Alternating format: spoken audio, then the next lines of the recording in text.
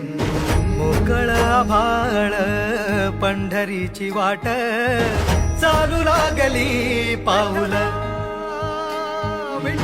नाम गोड ओठी माऊली माऊली अंतरी भेटीची चाहुल निघाली पाऊले दर्शनी ध्यास लागला पंढरी हो असं या उरात दाटली